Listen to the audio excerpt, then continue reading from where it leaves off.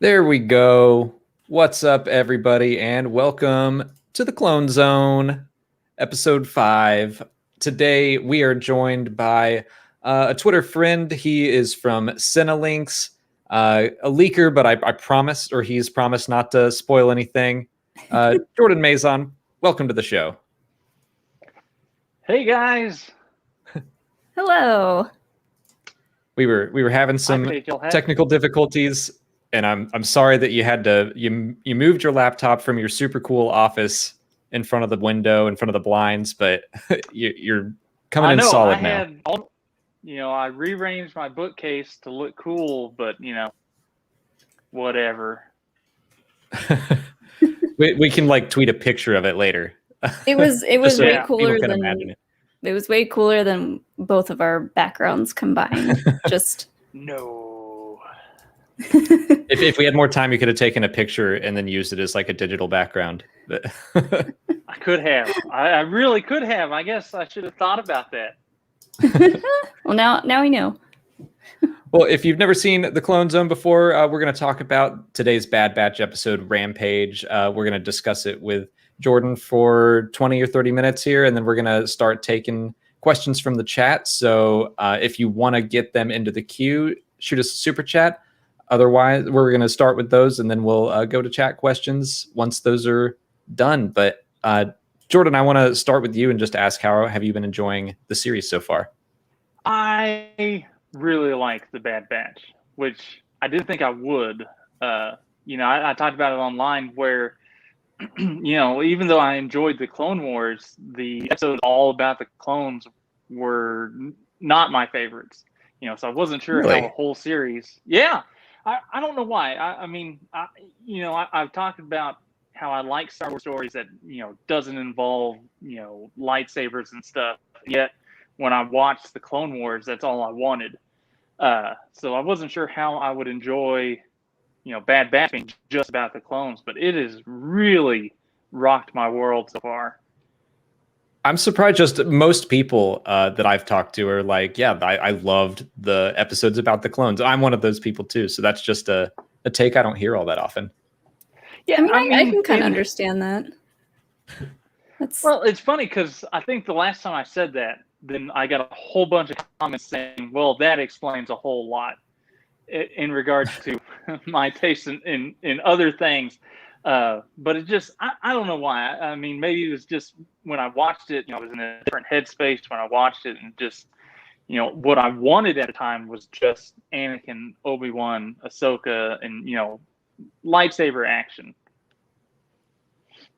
Yeah, I do think, whenever the clones were the focus, or Ahsoka, I think that's kind of the high point of the shows for me, or Maul. But and you seem to have a similar reaction that I think a lot of us have, of just like when it was announced, everyone was like, I don't know if I'm excited for this, but it's really beat a lot of expectations, I think. Yeah, it's just so much of it. And I think a big part, kind of like the last season of Clone Wars, where, they're not confined by, commercial breaks and network time limits that they have, so they can really play around and just tell the story, and they're not, trying to divide it into little 7-minute chunks, so they can space stuff out. So the pacing is just, a little better, a little more cinematic. I think that's gone a long way towards helping these stories. I agree. Yeah. I've been loving seeing any of the just shows without commercial breaks, and they're not 22 minutes long. They're as long as they need to be, or as short as they need to be. I appreciate that. Yeah. Mm-hmm. Well, let's talk about today's episode of Rampage. Molly, I'll start with you. What did you think of it? I thought it was pretty good. I wouldn't call this episode filler like some people were saying the last episode was filler.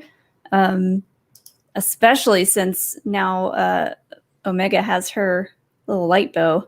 Very excited that she got that. But like this whole time you were saying that we might go to Zygeria or Zygeria, however it's pronounced. But turns out they were just on Ord Mantell, and it was cool seeing Ord Mantell, and just kind of getting a feel for that city. And I loved the cameos in this one. I loved seeing good old Bib, and Matthew Wood voicing him, of course, which was a nice touch. And I do love the Rancor, but man, is it ugly. You do not agree with Omega that she's kind of cute up close? No, I really don't. I mean, maybe if I were around it and got to ride it and bond with it, I might think it was cute, but I was just like looking at it and I was like, that looks like something Jabba would like. At one point you said something about like, that's a lot of slobber. Well, I was like, oh, he's got the slobber still, or just, like the animatronic did. Yeah. Jordan, how did you feel about today's episode? I enjoyed it a lot.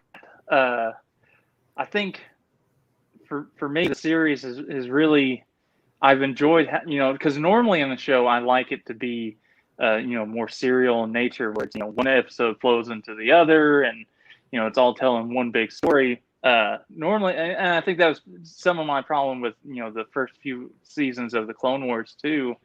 It was very episodic, one thing to the next, and it's working here though. And I think a big part of that is because it's chronological, where it's still moving on the same timeline, even though we're bouncing from one to the other. So even though everybody talks about filler episodes, but these don't feel like it, because you get a sense that it's all building towards something else.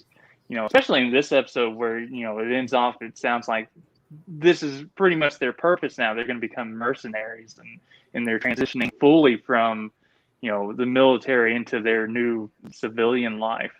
And I loved it. And I love monsters. I grew up on monster movies. That's why I love the first episode of Mandalorian season 2 so much. I'll watch monster flicks all day, and that's pretty much what this one was, between that Brezak flying thing and the Rancor. I mean, it was just a whole bunch of monster action, so I was down with it. Yeah, this one was full of surprises that I was just not expecting. The second they were like, we're going to Ord Mantell, I perked up, because it's been in comics visually, but I think this is the first time we've seen it on screen, which I meant to mention this in my review, but they like designed it for the Son of Dathomir arc, then never got to use it, then put it in the comics, but now it's like we're finally seeing it fully realized, which I thought was great. The second the Rancor jumped out of the cage, I was like, oh crap. I said something else, but like I loved that little connection, which I'm sure someone's going to ask about. But I loved that we were kind of getting an origin story for something maybe that also just played in so well with just what I see the Bad Batch kind of being about, and them like taking a job for a criminal, even though they didn't really know it. They didn't know what they were doing, but now they kind of know the world that they're living in. I think they're probably going to keep having to work with Sid, and they'll have to decide what kind of jobs do we take from now on. It's like, yeah, anyone that called this episode filler, I do not get that.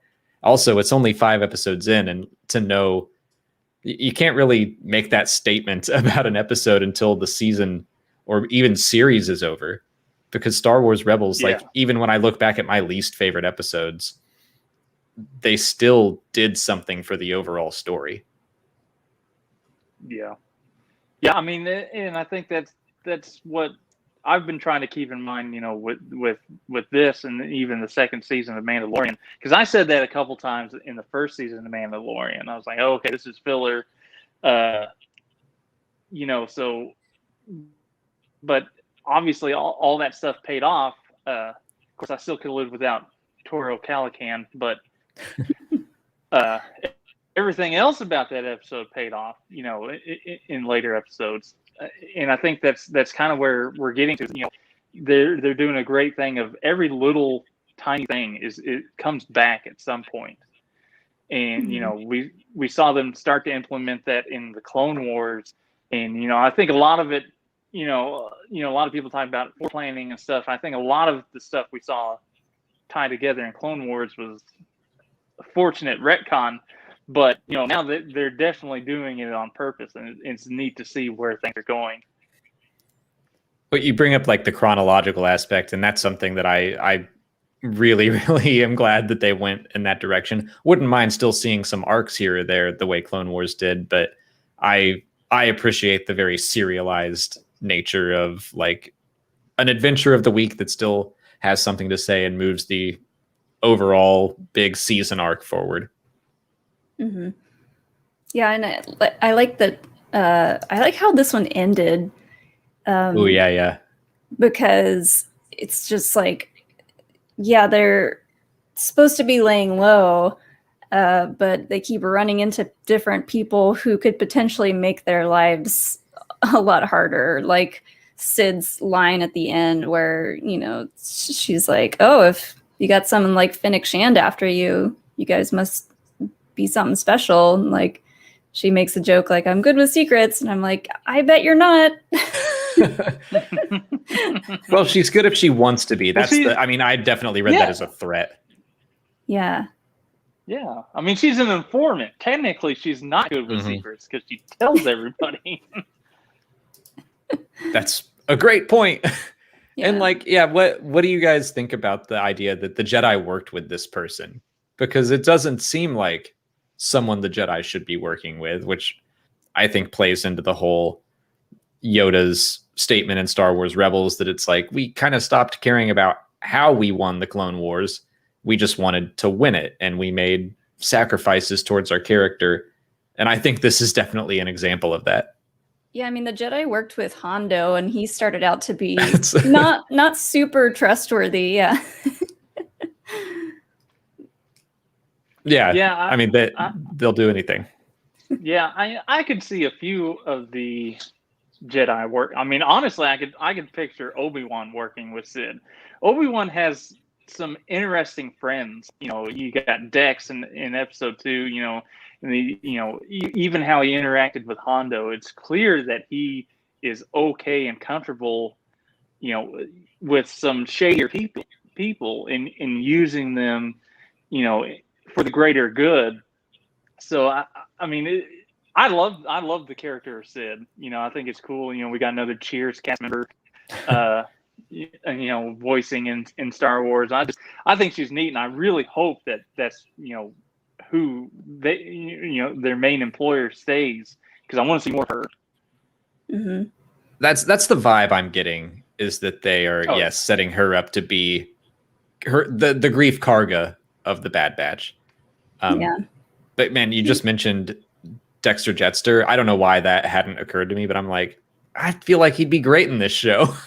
I really want to see him come back. He'd be great Dexter anywhere. would be amazing. That's true. Yeah, he would. That's what I would say. He'd be amazing pretty much anywhere. Put him anywhere. He's a fun guy.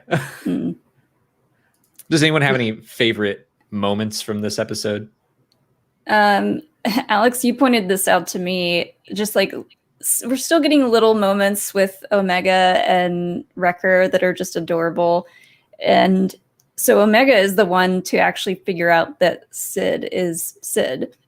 And she kind of says like, oh, she must be the brains of your operation. And Wrecker gives Omega like a little high five, and it's just really cute. You stole my favorite moment, because that's anytime they do something together, their brother-sister dynamic is just so cute. I love it. Yes. I liked near the end when Wrecker and Moochie are having their fight for dominance. And it's at the very end when they're both just exhausted. It's just it was just such a touching moment, you know, it's something that, again, you know, like we talked about, it's a slower moment that we may not have gotten with, you know, other time constraints and stuff, where you can see, you know, them play off one another and then see why Moochie then agrees to follow them. It was just kind of a neat, slow moment that I really enjoyed. That was another of my favorite moments, is they're just Wrecker being so excited to fight that thing, and B, how they were just kind of blow for blow. They just tuckered each other out. Yeah, I'm still just a big Wrecker fan. I love him to death. But you guys both brought up something that I want to talk about further. Let's start with Molly. why do we think that Omega knew who Sid was? Was that just her being smart? Was that instinct, the Force? Was there anything more to that, do you think? I mean, there are little things here and there that you could point out in just about all of these episodes that could point towards her using the Force a little bit, or just having really good instincts. But I don't know. I like to think that maybe that was just a something she hadn't tried yet, and she was just like, "You're Sid." No, okay, you're Sid. There were only 3 people in there, and she just got lucky on the first one. not a busy place, but I don't know.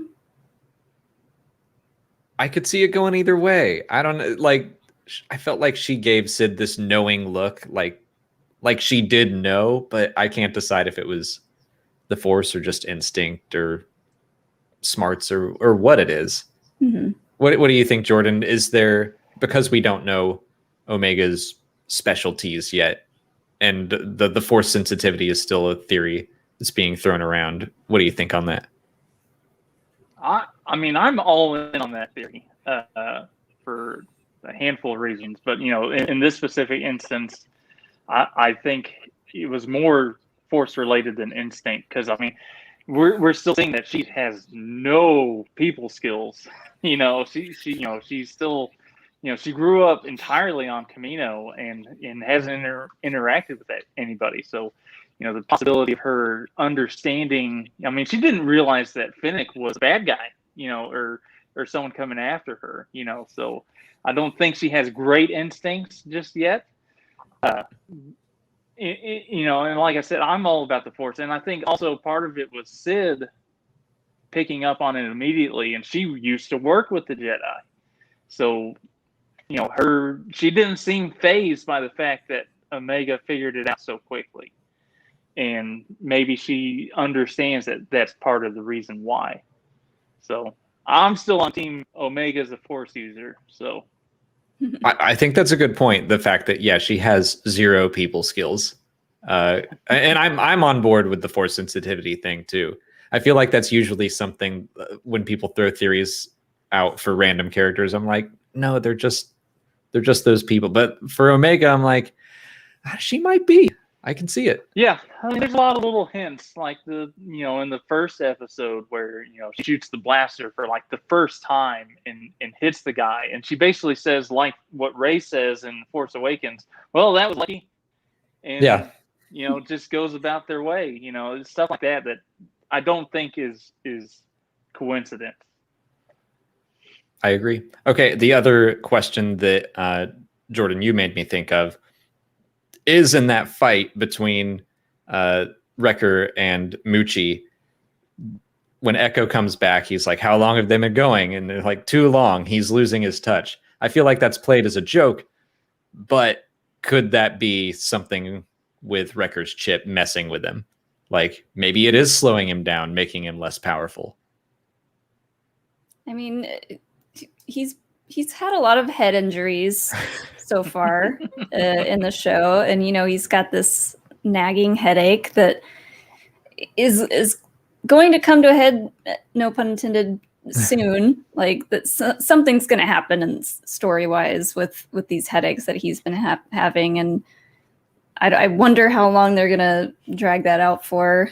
But yeah, I see something really crazy happening with Wrecker and his chip, and I'm nervous about it. I saw someone say when they saw the title of Rampage, they were like, oh no, which I'm glad that's not what it was.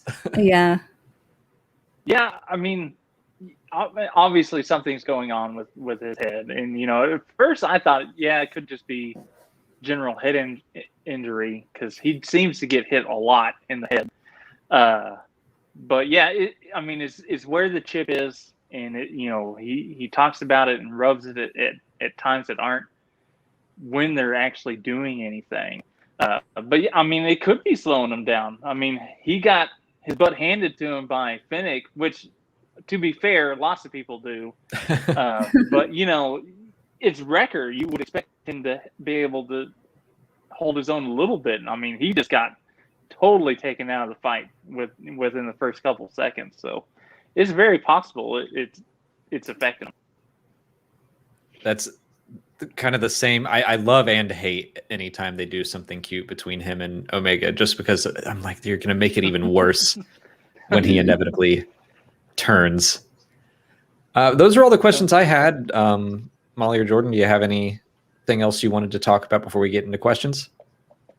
I felt bad seeing or finding out that Rancors respond to just someone fighting them, and I was like, oh, if Luke had only known, he didn't have to kill the Rancor.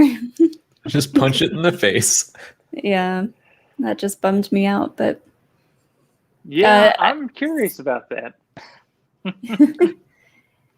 I think most of the other stuff that I had is going to be coming in super chat questions. So, I mean, I think the Rancor, Patissa, Mucci, we'll talk about that. Whoever that was that Luke fought, I feel like it knew it was the Alpha, and it was like, I mean, we'll see. We'll fight. We'll figure out who's the dominant one, but like, I'm gonna eat you to prove my dominance. So yeah, right. Mucci didn't really have that option. I mean, I love how we're getting, kind of like you said, normally I don't like the small galaxy syndrome where, you have this whole galaxy of characters and somehow they always end up interacting with one another. But the way they've done it here is just, it works. And I don't know why it works. It shouldn't work. It feels, Bib Fortuna showing up, it feels like nothing but fan service, but I loved it and I squealed and I was like, heck yes. So it's hard to explain how they're doing it differently, but I really am enjoying seeing it come together and integrating these characters we know and love in a way that feels unique without, being over the top. Mm-hmm. I think you make a great point, because I'm with you on the small galaxy syndrome. Usually I'm like, we don't need everything to be connected all the time. We can spread things out, but like, maybe just in my head, like, I'm enjoying the High Republic so much, and that's my like larger galaxy fix.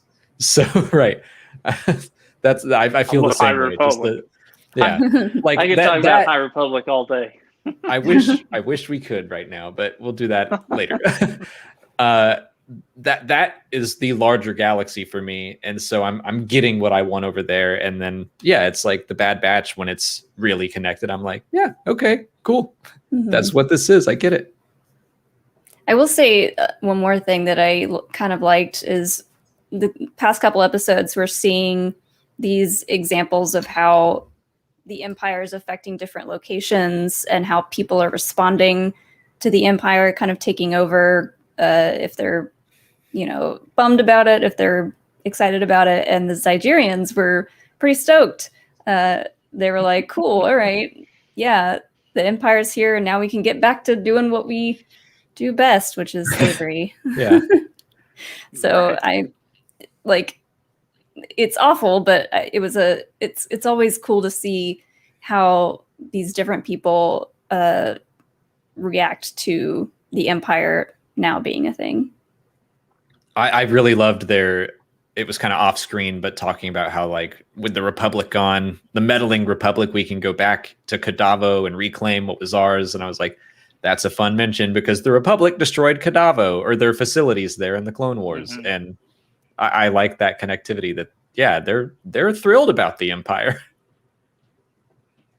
Yeah, and that is one of the coolest aspects of the show is getting to see that from the ground up. I mean, we've had, plenty of stories set in between the two trilogies, but this is from the start of the Empire, and actually seeing that transition and seeing that it's not, in the movies, it's like, all right, day one, boom, we're all the Empire. But, here we get to see how they implement chain codes and swapping out credits and stuff like that. It's just it's neat to see that there was a transition period and that there's stories to be told in that,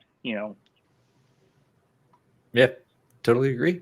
Well, with that, let's get into some questions and start with the super chats here. First one is from Caleb Levermore Rich. Thanks so much. While we're on the topic of slavery, I meant to bring this up last week. Are we just going to overlook the fact that what Hunter did with Echo is basically human trafficking? I mean, I think that plays into this a little bit. I was surprised they didn't bring it up, but they're talking about, selling people. And you did that to Echo last week, even if it was temporary. But also just the clones are bought and sold people. I was like, I wanted them to talk about that a little. Yeah, I mean that, and I think that was something Clone Wars, the cartoon, always tried to hit on was, are clones people? Are they individuals that are, and even in the first few episodes with Tarkin talking about how they're property, it's a major theme. In the Empire, they're the bad guys, so slavery is okay for them, depending on the circumstances. It's funny with Echo. I thought it was more akin to different type of body selling than slavery, but and I think that was more about because they knew that he couldn't. The restraining bolt's not going to work on him. He's human for the most part. So I don't think that there was any real concern that it would be an issue. But I just during that whole scene, I just thought it was great, and I thought he should have gotten a lot more money out of him. But whatever. It definitely made for a funny joke of him being like, well, I'm worth more than that. Yeah.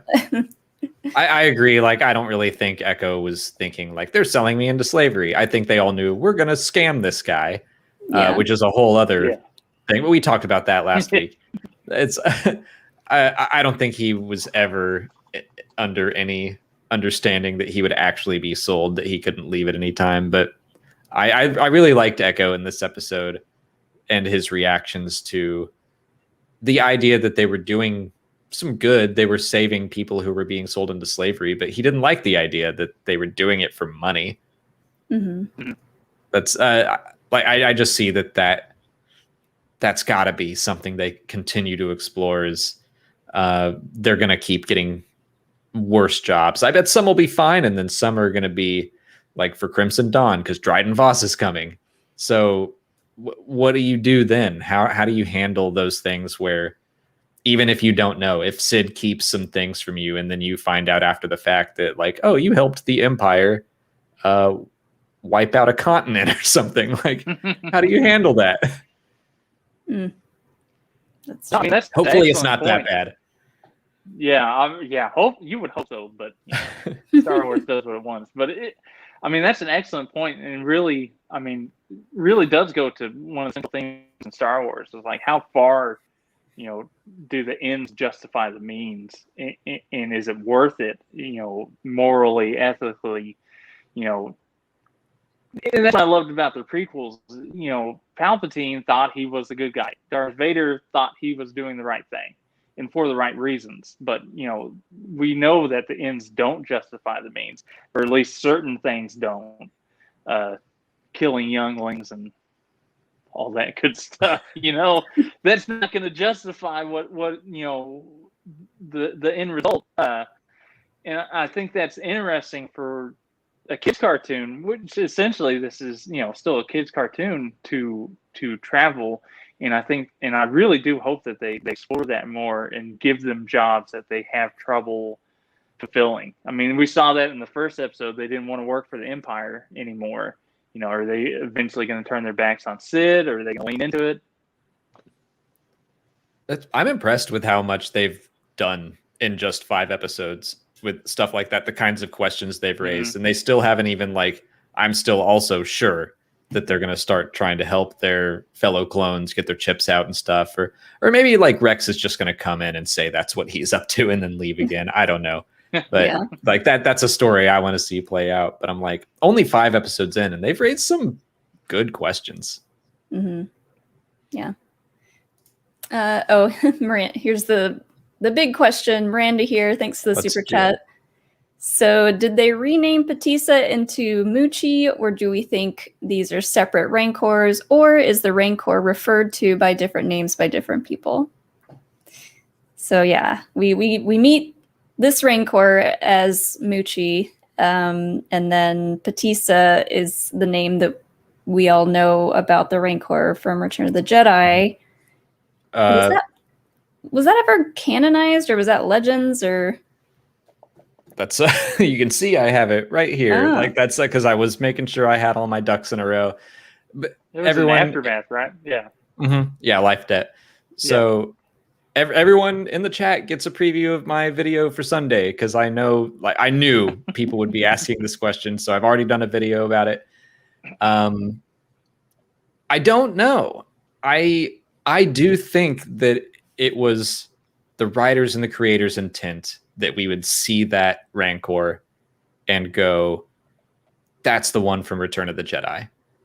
But I also think there's plenty of room for it not to be. Like that I can go either way on this. And what I decided on was like, it really doesn't matter. So choose whatever you like and stick with that. If you've never read Aftermath and you're like, I want Muchi to be the one in Return of the Jedi, great. If you've read Aftermath and you're like, I prefer that to be a different Rancor called Patissa, great, because it doesn't affect either story at all.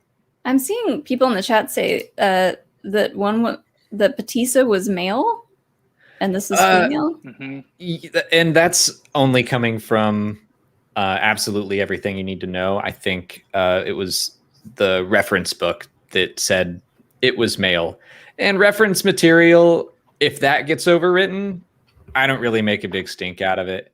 It's not like a book or a comic like the Canon thing being changed. Like reference stuff, I always consider that to be like, this is filling in gaps when stories haven't. And I just don't think, because reference books are like at the bottom of the funnel of like the percentage of Star Wars fans that have read through all of those. Like that's what I usually say when all these canon questions come up, is like, okay, most people watching The Bad Batch have probably seen the animated series and they've seen Return of the Jedi and they're like, oh, cool, it's the Rancor. And far fewer people are going like, now wait a second, is that Patissa or is it Muchi? I mean, I kind of subscribe to the idea that it was Patissa, and like the idea was that Bib got the Rancor as a gift for Jabba, right? And it's like we were talking about our pets, and it's like how every pet that we've had that we've like adopted from like the Humane Society, they've had other names, weird names, and like, yeah, we're gonna rename our pet. Biggs's name was George.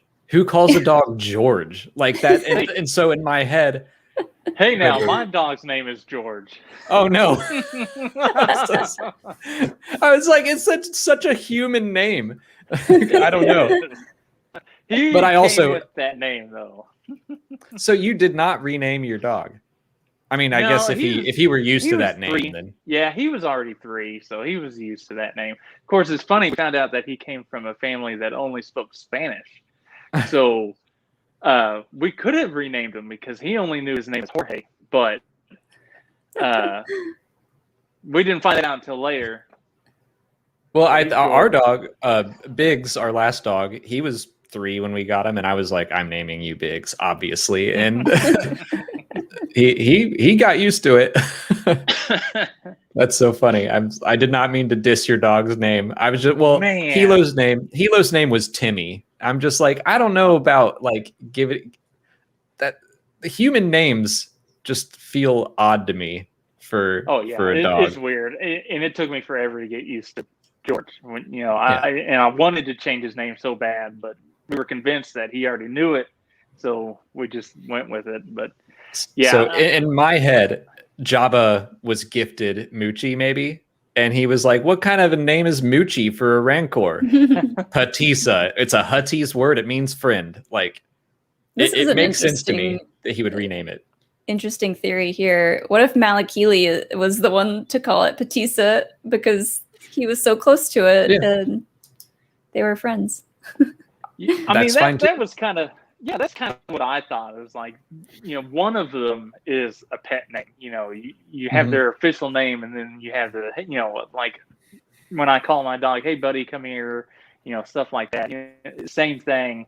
I'm of the opinion that they're probably the same Rancor. They just, if it looks like a Rancor and walks like a Rancor, probably is the same Rancor. Because we've only seen a couple of them, on the screen, and we never even heard the name on screen, before. Right. The Patissa comes from, ancillary material, and as far as male, female, it's like, who's checking? Who's checking? Probably Malakili. Right. I mean, he would be the one to know. And until we get a story, from his perspective, talking about his girl or his, his friend, his boy, who cares? And that's what I was going through that chapter in Life Debt, and it does not say. He does not say any pronouns to specify. So, like, to me, it's up in the air. I'm not going to trust, honestly, a reference book from 2015, which has it had numerous errors in it from the get-go. Not that, like, it was just defining things that hadn't been defined in stories. So to me, the gender was never super in question for me. Yeah. I mean, the only people, unless you're updating Wikipedia, who cares? Exactly. But, and that's the thing. Star Wars is and always has been a mythology, and mythology is ever changing. And, depending on who's telling the story, it can change. And some people don't like that, but that's kind of how Star Wars has always been set up, as this grand mythology. And the people who tell it can change up small details. It doesn't matter if it was male or female. If it's the same Rancor, then it's the same Rancor. It doesn't change the fact that Luke ends up killing her, which now feels wrong, but doesn't change the fact that happens in Return of the Jedi. Whether it's a boy, so obviously it's still dead. It doesn't matter. I do really hope we get a Malakili story in the eventual certain point of view Return of the Jedi book, and maybe he'll talk about it there. Yeah, and to your point, like all of these details, the Rancor's name and gender do not affect either story, Return of the Jedi or the Bad Batch. So, like, it doesn't really matter. I definitely, and I'm like, in my video, I make the argument that I'm like, I care about this. I do want it all to fit, and I'm doing my best. Yes. But this is like hardcore nerd stuff that ultimately it's not the point of Star Wars. It you just have to take it to a certain degree. Yeah, and like you said, it's one of those things where I want it all to fit too. I grew up with the expanded universe and all this stuff, and all their attempts to make it all fit together, even as the new movies came out. I love when things fit together. Things don't always fit together. Even in our own history, real actual history doesn't always fit together. So I'm not going to take off points when a fictional property doesn't exactly line up like I want it to. I agree that it would be nice, especially since they came out in 2014 and said, look, it's all connected now. It's all one thing. And it's like, okay, that's cool. It's all one thing. And then, like, even 6 months later, it wasn't all one thing. And it's like, all right, maybe we just misnamed it and should have said something else. But, I guess at this point, as long as I've been watching it, I just have a hard time caring anymore about it. I just want the story to be good. I want it to be good. And like you said, people that are just watching stuff, they aren't reading the comics or the books. What connection are they supposed to make? Hey, it looks like the Rancor from Return of the Jedi, and Bib Fortuna's there to pick him up. It's probably the same Rancor. We tend to overthink things, but from a general audience perspective, that's probably what we're supposed to think. Yeah. It's kind of like a Schrodinger's Rancor. Like it until they say one way or another, for sure, Muchi may or may not be Patissa. She is and she isn't until it's just absolutely confirmed. And it's like, whichever one you prefer, go with that. Yep. Well, we talked about that for a long time, but That's my bad. no, I'm like, I enjoyed it. So nerdy, such a nerdy conversation. Lord Hosk, thanks for our next question. I guess we know how Echo's helmet works now. It's EU click. Yeah, Molly pointed that out. I missed that in my first watch. That the back of it kind of extends out and goes over his little Lobot cybernetic thing. Yeah, I totally blanked on that too. It's such a cool design, and it's like a perfect little fit. And they kind of showed it happening quickly, so we didn't see like up close how exactly it works, but it just fits in like a puzzle piece, and I don't know, it's cool. I like how I don't know why it didn't dawn on me that the helmet would have a piece that could move. Like it's the past, but it's the future. Like they have all kinds of crazy technology, and I was like, how's that helmet fit on his head? I don't know. It's like trying to figure out how Akbar puts his shirt over his head, but right? That's we were making. We were talking about that with that Mon Calamari in The Mandalorian with the very nice sweater. How do you put that on without just ripping it apart? Explain that to me. We never see him from behind, so I'm assuming there's zippers. But right, exactly. There have to be. See, we're diving right back into like this nerdy stuff that so does not matter, but it's fun. Well, Hitman Hudson sent in a super chat and asked, "What Star Wars quote has impacted your lives the most?" Ooh. I'm trying to think of a Bad Batch one too, just for funsies, but I would say like most of what Yoda says in Empire. All of it. All of it. Mine. Yeah. That's mine. Or I will help you not. Yeah. Yeah. I mean, like the luminous beings quote is always a good one that I go back to time and time and again. I think that's for mine. me. That was go ahead. That was going to be mine. I think I talked about it during Star Wars Day. When people were asking what's your favorite non-action scene, and it's always that's probably my favorite scene. Period. The luminous beings conversation. It's just so powerful, and it gets me every time.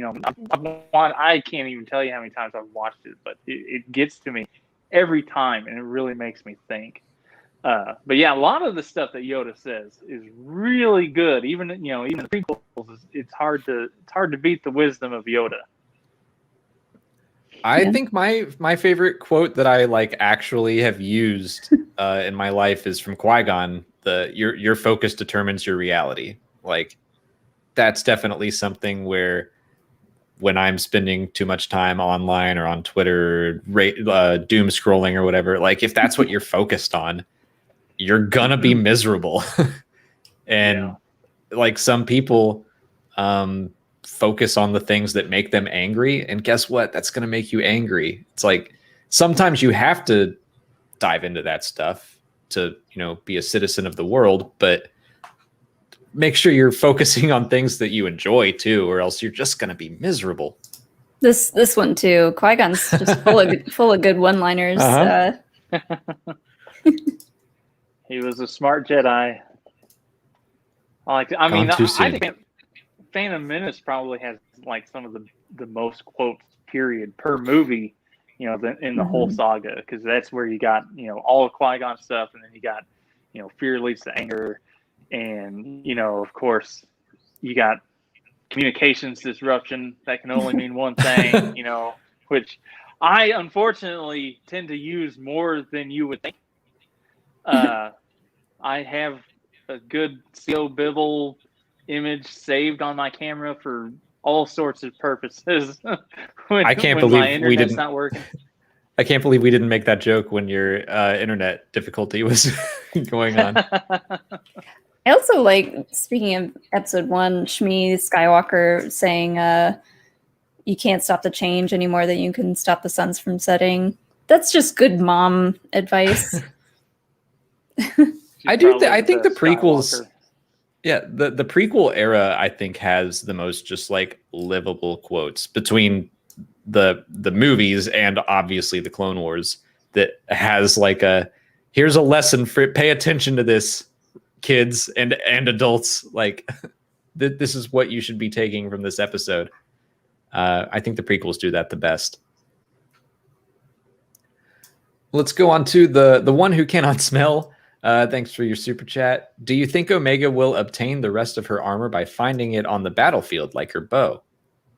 Or will she keep just taking what used to be crosshairs? It was interesting because we talked about, or I guess we joked about Omega's armor coming from just whatever Crosshair had left on the ship, and that turned out to be true with the comms wrist thing. Which, by the way, was adorable. I loved her with the comms. Yeah. Yes. She's like, I know it's not a toy, but I'm going to use it as a toy for just this one little line, and then it's fine. I mean, that's exactly how like our friends use walkie-talkies on road trips or vacations. Just like you're down the hall, but you're still talking on the walkie-talkie. Yes. Yeah. Yes. And I think, I mean, that's an interesting question. I mean, it seems like she is getting armor here and there and picking stuff up. And I mean, at some point you can't use everything Crosshair had. I mean, he's like, what, 7 feet tall, and she's not. So, I mean, I'm interested to see how they tie that in, because, you know, armor in Star Wars is really connected to a specific culture, you know, that, you know, the Bad Batch all come from, technically speaking. So it'll be interesting to see if, you know, in their new civilian capacity, they'll start to adopt some of that culture, look into it more, then Omega will start to pick up on it and grab stuff. I'm very glad she got her bow, though. I'm ready to see her use it. Me too. And I like the idea of her kind of picking up the rest of her outfit, armor, whatever, as we go along, because every episode, every location we go to, she's learning different things. So it's kind of like symbolic of her learning what the world is like. I hadn't thought of that. I like that. It's really good, Molly. You know what? I have deep thoughts sometimes. I like the deep thoughts. Bakey, thanks for your super chat. Moochie's no Grogu, am I right? I mean, come on. Of course not. Grogu I thought Moochie was great. The one and only. I like Moochie. Look at his little face. Sorry. Not everything's about Grogu, Molly. He's on hiatus until season 3, so or maybe longer. Well, look, he's always in our hearts, though. As someone with like a whole wall of Grogu stuff, it's impossible to compare the two. But inevitably now, it's like you see something baby and tiny in Star Wars, and that's the first comparison that's going to come up. You know, and I thought the Rancor was adorable. If you've ever liked like pug dogs with their squished up faces and roly-poly, you know, skin, that's true. Kind of the same thing. It's a face only a mother could love, but there's something about it that manages to hook you in there. It is very pug-like. Mm-hmm. I could see it having those like breathing sounds, just very nasally.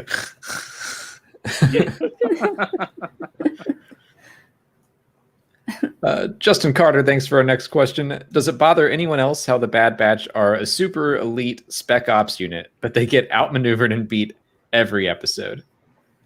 Well, I think they're out in the world in places that they're not, like, they don't have a mission.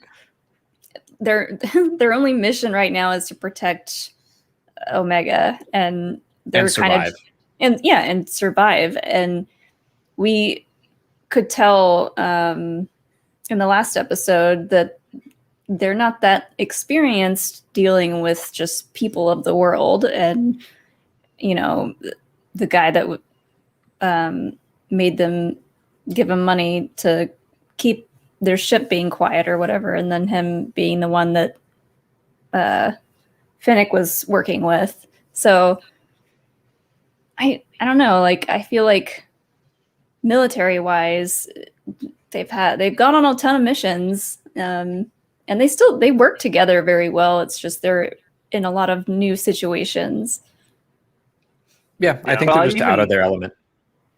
Yeah, and Tech said something in this episode specifically to that. It's like, this isn't combat. I can't give you, a strategy because this isn't anything we've ever encountered before. And just a fish out of water type of story. But I mean, in world, yes, I think they're fish out of water and they're still trying to figure out what to do. But I think, as far as storytelling goes, that's the most Star Wars thing ever. I mean, look at Mando. He from the outset was set up as this awesome, super soldier that took no crap from nobody, and then every episode he's getting his butt beat by something. Jawas took him down. Yeah, I mean, in any storytelling, it's just boring if your dude wins all the time. I mean, you can't win all the time and be engaging. Even Superman has flaws. So, but for me, that's what Star Wars is you get these people that are awesome, but you get to see them in situations where they're not as awesome as they think they should be. Mm-hmm. Yeah, I think that's perfectly said. I mean, I love that Wrecker was even like, oh, we just got to go save a kid from some Zygerians, like easy, and they immediately get captured by like 3 Zygerians. So I'm willing to chalk that up to just like, yeah, they're out of their element. They aren't going back to Camino for supplies. There's no relaxation. Who knows how tired they are?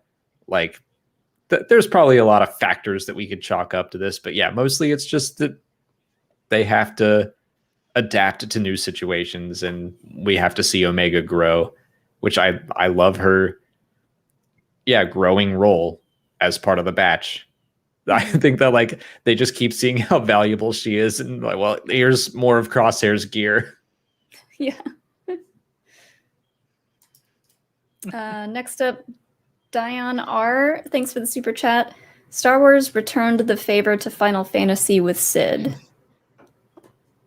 I don't know enough about Final Fantasy.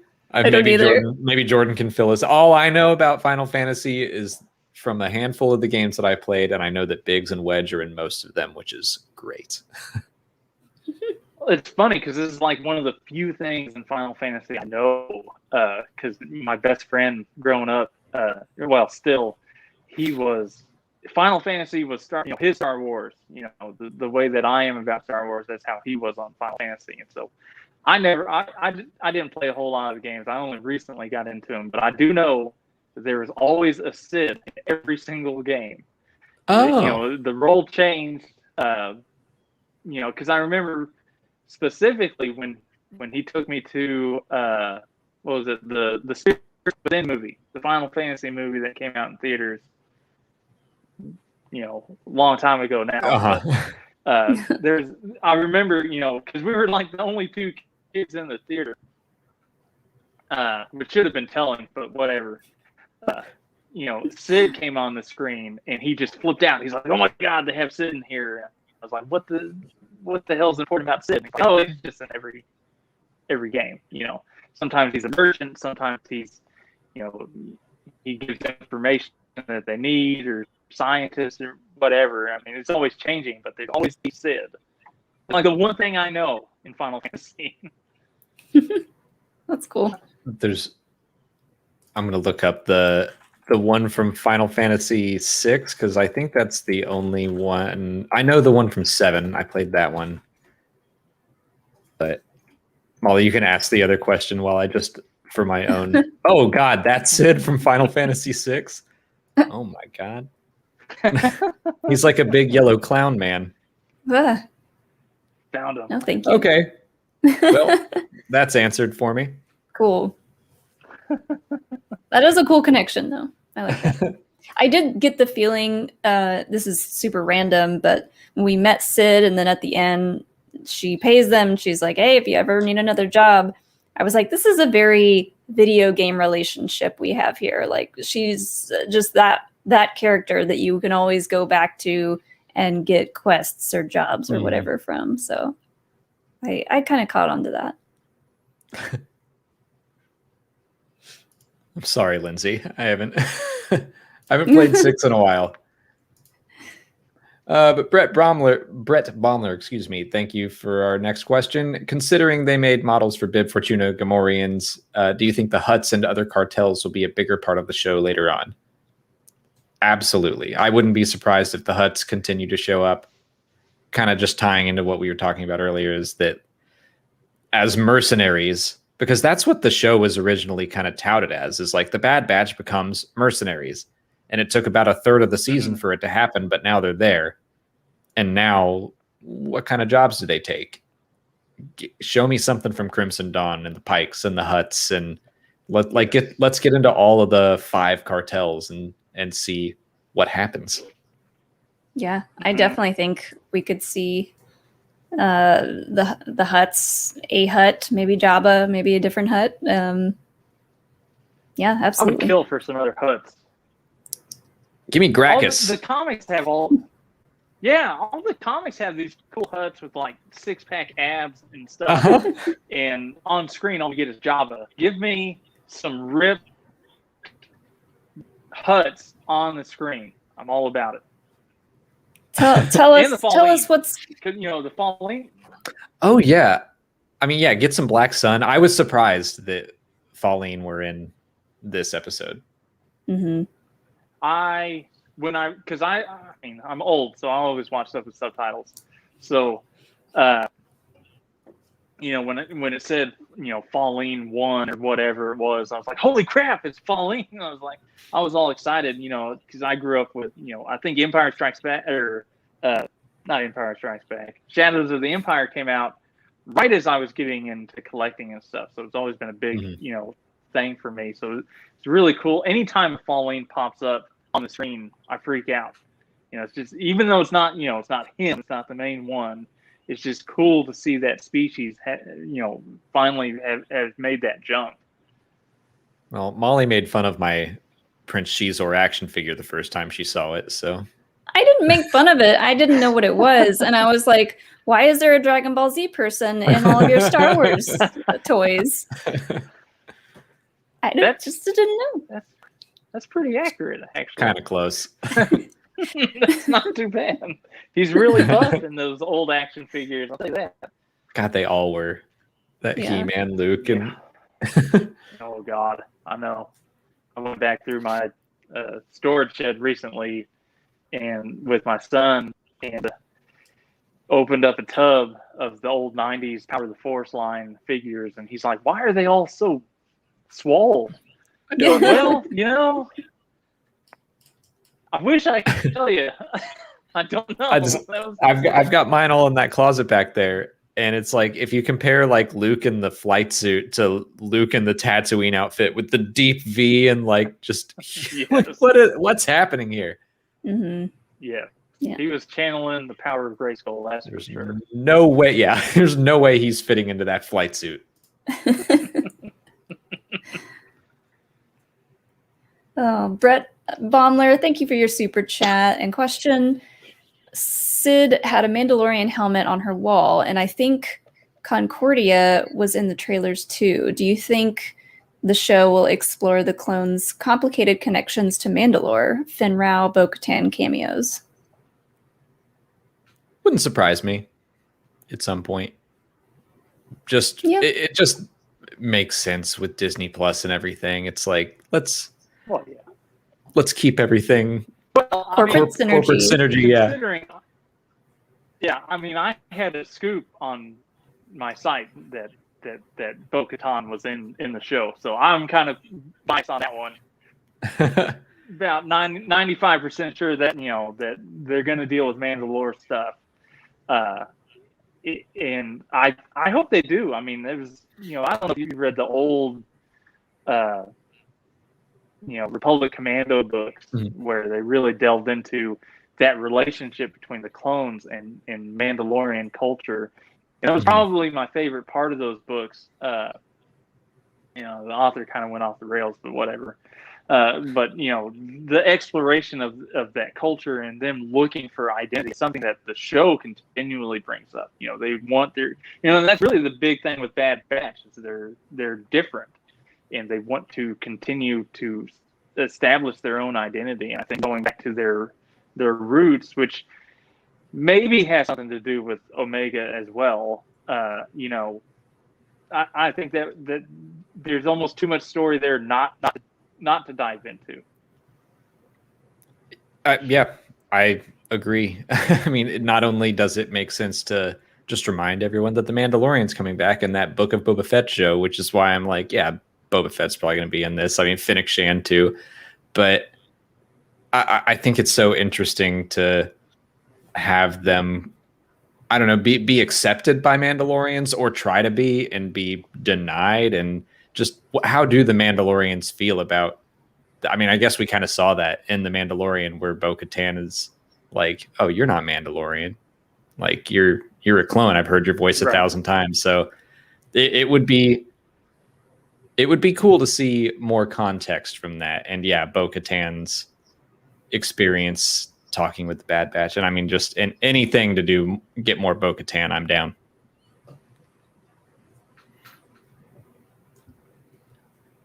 So Joseph Ripley, thank you for your question. Howdy, friends. If you could have a Rancor as a pet, what would you name them? And would they get along with Hilo or Pippin better? I think the idea of having to fight for dominance, that might be more of a Pippin thing. I think so too. I think Pippin would handle it better. I mean, Hilo is already a big stompy monster baby. He's 80 pounds. You're just making me think of Resident Evil 8 now. Oh no. I mean, Hilo's a very heavy dog, doesn't know his own strength, tries to play with our 10-pound kitten. His head popped up in the background. He's like, huh? Oh, sorry, woke you up. So I think Pippin would be able to maneuver that pretty well. Mm-hmm. What would I name it? Rancor. Rowdy's the first name that came to mind. George. Who would name a Rancor that? That's right. Touche. Oh man. But it's the Timothy Zahn George, which is like JORJ from Outbound Flight. It's got two O's in there. I think I read that entire book, and I was seeing that, and I was reading it as George, but I didn't put it together that I'm like, oh my god, his name is just George. It's so not a Star Wars name. It's just spelled Star Warsy. I would name mine Reginald. I like Reggie. Like Reginald. He does not go by Reggie. No short. All right. My bad. Uncle Instagram had the same idea. Yeah. Jane Dalton, thanks for your super chat. How did Sid expect the batch to ID Moochie? Sid didn't tell them that she was a Rancor, and Moochie couldn't have told them who she was. Sid's leaving a lot up to chance. That is true. I don't think Sid cared too much about them figuring out or not figuring it out. It's odd because it's like it seemed like there were some stakes between her and Bib Fortuna, that she's like, she wanted to get this job done, but she was also like, I wasn't sure if you were going to figure all that out and get it. Seemed like a test for the Bad Batch to see if they were worth investing in, but also like what would have happened if they failed. Like Bib seemed pretty annoyed. Yeah, well, I mean, I think the thing about, I don't think she cared either, because if they died, well, then it's one less person who knew who she was. One less group of people that knew her. But yeah, as far as handling Bib, there's a lot of plans in Star Wars that are left up to chance. there's a whole lot of plans that are left up to chance. But I mean, even with when she was arguing with Bib, she didn't seem all that concerned. I wonder if she had backup plans, in place already. Or maybe she was so impressed by Omega, she was like, "That kid will figure it out." Yeah. Probably. She should have been like, "Don't leave the kid on the ship because she will figure it all out for you." That's right. She said she was the brains of their operation. So I just immediately thought back to the little high five because Wrecker just gets such a proud look on his face. Where he's like, he's not offended by that. He's just like, hell yeah, she is the brains. Maybe he was just happy to see Tech put in his place, which we haven't mentioned yet. But when Echo says that he's never met Sid before, and he's like, well, you should have told us that earlier. I was like, how dare you, Tech? How dare you? Right? That was the first thing I thought of too. Is like, oh, like you should have told us about the chips and everything else that you knew about.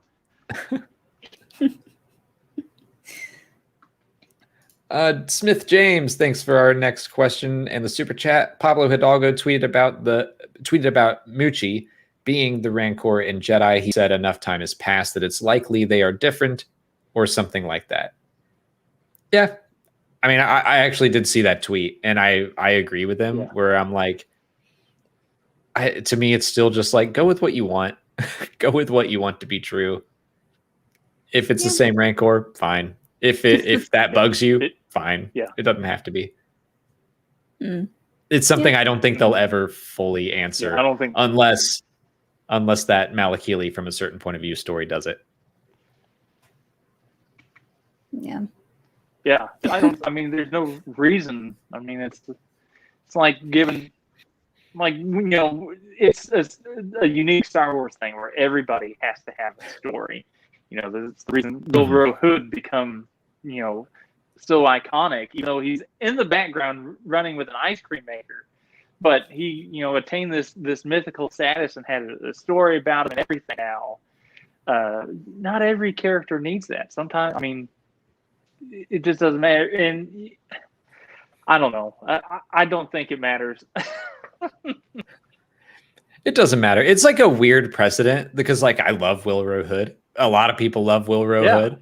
And it's it's fun to love on that stuff, but yeah, it's like don't let it get in the way of just normal storytelling. Yeah, yeah. If there's a good story to be told, I'm all for it. But some people have this idea that it has to connect, or everybody in the background has to have some specific story. Just because it's Star Wars, everything has to have a story. And it's like sometimes it's okay for background characters to be background characters. We don't have to know that, Evan Sleazebongo went and changed his life after Obi-Wan Kenobi told him to. We don't have to know it, We just know that he left. I'd like to know that. That's it. That's great. Well, I mean, he did. He's got a key in one of the comics, but we don't have to know that. We just you're right. We don't have to. Some of that on faith. Yeah. I don't remember which Q&A it was, but I had this theory that Elon Sleazebagano went on to start a podcast about it was like a that was from a Q&A. It was like a conspiracy podcast about what the Jedi are really doing and like the whole mind trick stuff. And it's like, have you been mind tricked by the Jedi? Call in now. Let's chat. So yeah, I have a lot of ideas for him. That idea, I think that's a good idea. That's a really great idea. Well, you've got what do you got? Like when did Attack of the Clones come out? 20. You got 20 years to become a famous writer, and then you can be in from a certain point of view Attack of the Clones, and you can write the Elon Sleazebagano story. Got it. Right. Math. Theral Unification, thanks for your super chat. What's the flying lizard? What race is the family who got saved and were the slaved and were the slaved made to change the slaver cat race litter box? What? Oh. The Zygerians. Okay. All right. The lizard is a Breezak. The family that was saved was Feline, which I did think that was going to play into it. I thought Black Sun was going to have something to do with this, but no, they're just normal Feline. All right. And then were the slaves? Did the slaves have to change the Zygerians' litter box? I hope they don't. I'm imagining a sentient race like still using a litter box as instead of a toilet or something. Sand on their home planet, if I remember correctly. That's true. That's probably how they evolved. Yeah. One giant litter box. That's all you need. They have bat-like properties too, though. They're kind of like cat bats. Cat bats. It still ends up on the floor. Yeah. Yeah, do they still kick it and just make a giant mess every time? Oh my god, I'm like, and I mean, cats basically. Never mind. It's just. This is why we see. This is where reference books come in. I'm just like cats with their air of superiority. Like, of course, they would evolve into something like Zygerians. It's all making sense. That actually does make sense. I've got about 10 minutes here. I got a hard stop right at 8. So we got 10 more minutes. We got 2 more super chats, and then we'll just dive into the chat. But Batman is my dad says, "What's up? What's up, my homies and Rekka?" And I finally got a Mando helmet. Well, what's up? Thanks for the super chat. I'm glad you got a Mando helmet. Cool. Rekka. I did love that she was on her comm thing, just rattling off the names. Like, yeah. There, you know what? I had this thought when we were watching it for the 3rd time right before we did this. Is it Michelle Ang? Is that who plays? I'm gonna make sure I got that name right. But yeah, the woman who plays Omega, there was something about the way she was delivering lines before she got sent back to the ship, but when she thought she was part of the mission.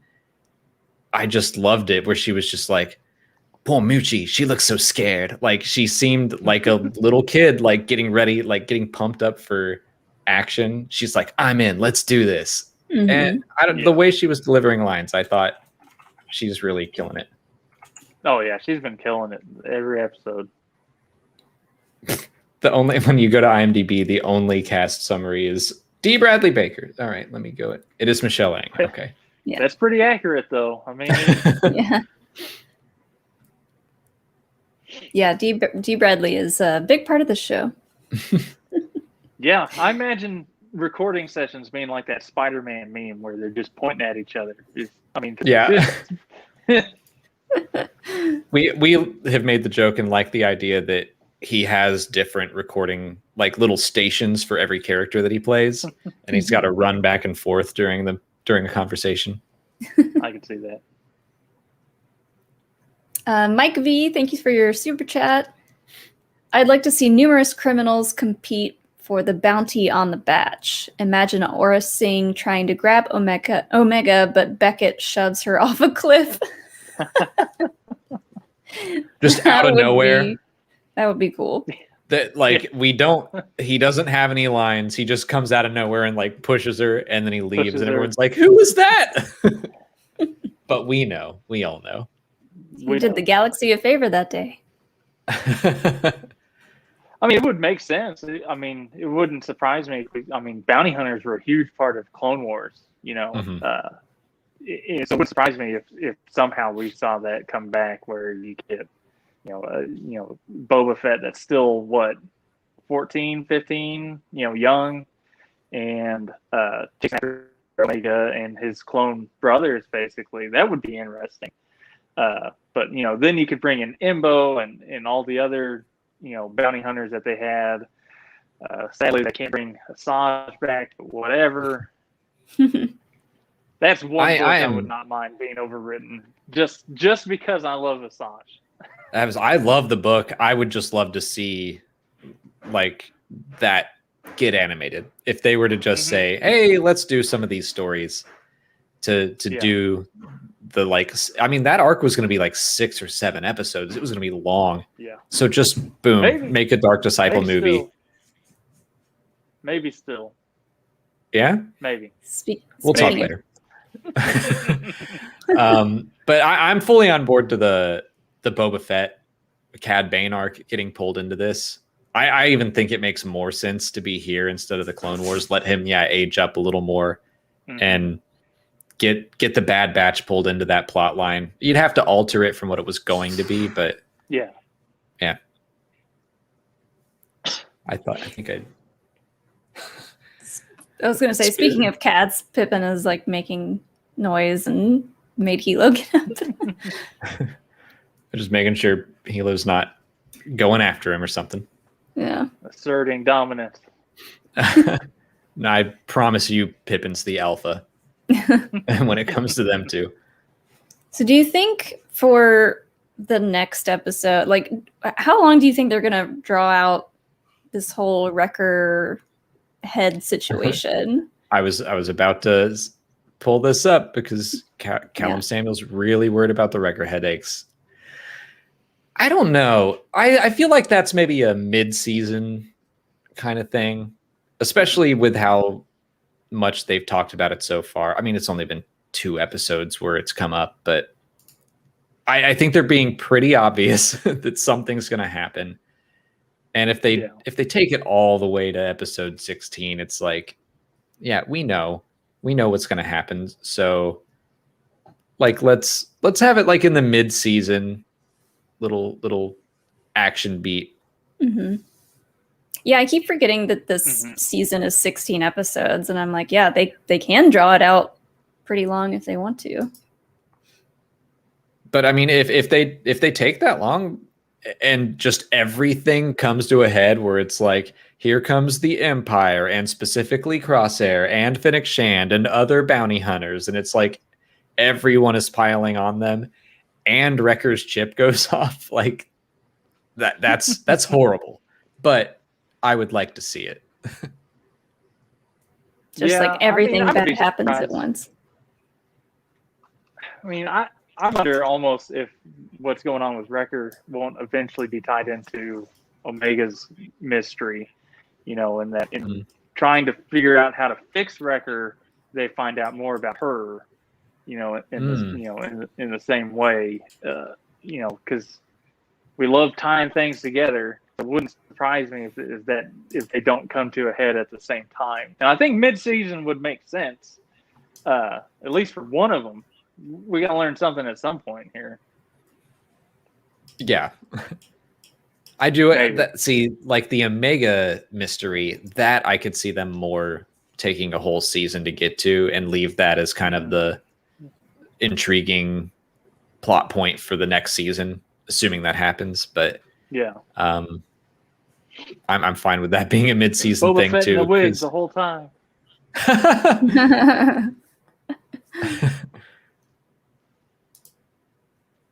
See, Red Man with all the Syndicate teases, thoughts on Maul appearing, discovering Omega is force sensitive, and trying to make her his apprentice. I think I threw something similar out as my like super out there wild theory of like Crimson Dawn knows about Omega, they know who she is, and like that's how they get pulled into the show. But I don't think Maul's gonna try to make her an apprentice, but I mean, he did the same thing with Ezra, so who knows? Yeah, I just don't know if we're gonna see Maul in this series.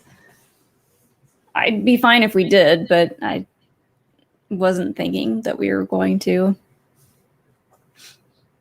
Sam Witwer told us that he was not in this series, and I'm waiting. I'm still waiting for Maul to show up so I can just be like, liar.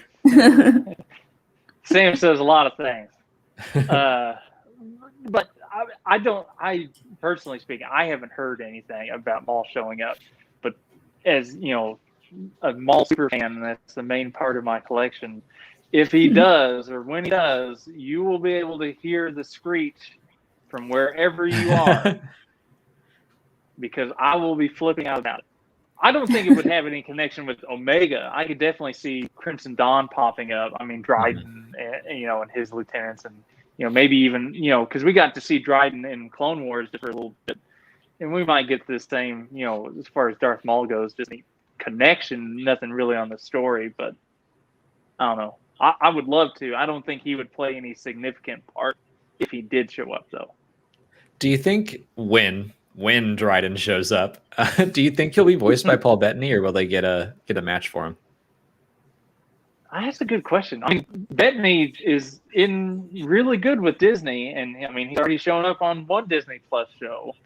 So I could see him doing it. He seemed to have a lot of fun working on Solo and talk about a lot.